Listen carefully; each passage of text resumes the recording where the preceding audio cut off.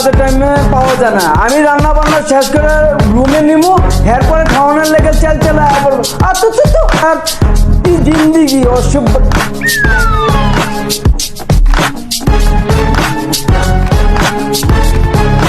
নুনারি জাল কম হয়েছে, নুনারি জাল দেন। কা নুন আর জাল কম হয়েছে এরকম যদি মনে হয় তো তুমি আর রাঁধতে পারো না?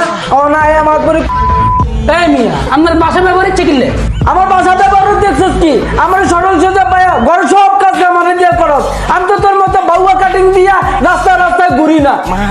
চুল কাটছে মনে যায় দিতে তুফান গেছে।